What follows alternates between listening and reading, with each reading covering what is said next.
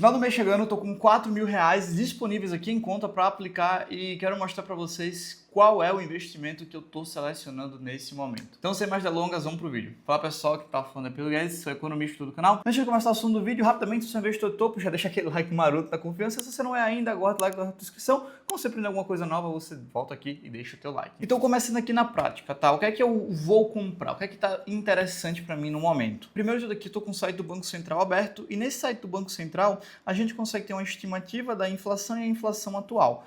Hoje a gente está um pouco acima da meta, a meta de 3% com 1,5 para cima e 1,5 para baixo. Então 1,5 até 3 ou 3 até 4,5, a gente já está acima desses valores. E com a inflação acima da meta, a gente precisa de uma Selic mais alta. Então a gente está com a Selic de 14,25. E o que é que vai acontecer com a Selic nos próximos meses? E quando a gente entra aqui nas opções de Copom da B3, que é a expectativa do mercado quanto ao aumento de juros, a gente vê que a maior parte das pessoas espera um aumento projetado de 0,5 para a próxima reunião. Então a expectativa é que na próxima reunião que vai acontecer agora no mês de maio, a Selic suba de 14,25 para 14,75. Eu também acredito muito que isso aqui vai acontecer e na outra reunião depois ainda suba mais 0,25%, chegando a 15% ao ano. Dado nesse cenário com a Selic ali bem próxima a 15% ao ano e uma inflação ali beirando 5%, o que acontece é que em conta de padaria a gente tem um ganho real de aproximadamente 10% acima da inflação. Seria um equivalente ali a IPCA mais 10. Isso por si só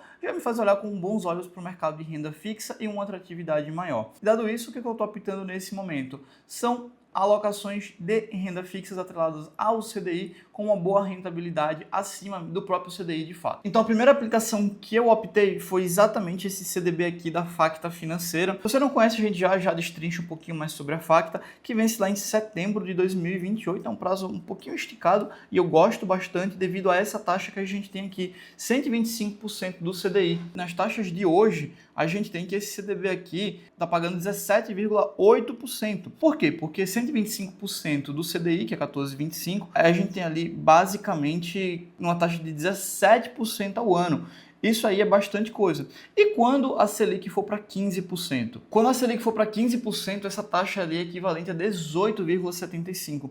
Então, assim, uma taxa de 18,7%, quase 19% ao ano, eu acho uma aplicação bem interessante, tá? Aqui a gente tem duas quantidades disponíveis, então no preço unitário de 1.224 vai dar aproximadamente R$ 2.448, tá? Então, esse aqui foi o primeiro CDB que eu optei por aplicar no momento. E fica a grande pergunta, quem é essa Facta Financeira que você provavelmente nem deve ter ouvido falar? Para isso, vamos utilizar aqui do Banco Data, que é o nosso grande aliado na análise de bancos e financeiras que não estão listados em bolsa. Então, o primeiro de tudo aqui é o índice de Basileia. Então, vamos para o índice de Basileia, que é o primeiro indicador que a gente tem aqui. Então, se a gente parar para ver como é que ele funciona. Imagina que o Davi, ele tem conta no Itaú. Beleza, daí ok.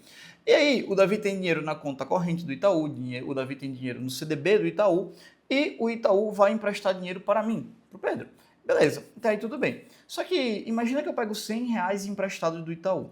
Desses R$ 100 que eu pego emprestados do Itaú, quanto desses R$ 100 é do próprio Davi e quantos desses R$ 100 é do próprio Itaú? Então, o que é que acontece é que o índice brasileiro vai medir isso. E aí, obviamente, quanto mais dinheiro o banco está emprestando que for dele, melhor, porque isso diminui o risco do Davi.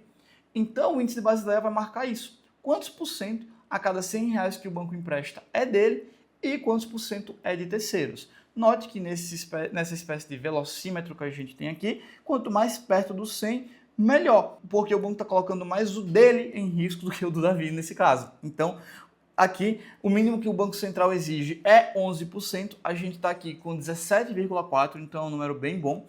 E o índice de imobilização. O que é o índice de imobilização? A cada R$ 100 que o banco tem, o quanto está imobilizado, ou seja, está em cadeira, está em mesa, está em ativos, em escritório. Então, quanto menos imobilizado está, melhor, porque está mais líquido, tem mais dinheiro disponível, recurso ali, sabe, em conta disponível. Então, note que aqui é o contrário, quanto mais próximo do 100, pior. Pedro, me dá um exemplo do que seria 100%. A cada R$ 100 que o banco tivesse, R$ 100, ou seja, todo o dinheiro, tivesse comprado em alguma coisa. Então, se o banco tivesse que pagar uma dívida, ele venderia um metro quadrado do banheiro para pagar a dívida, porque ele não teria R$ 1 em liquidez, sabe? Então, é basicamente isso.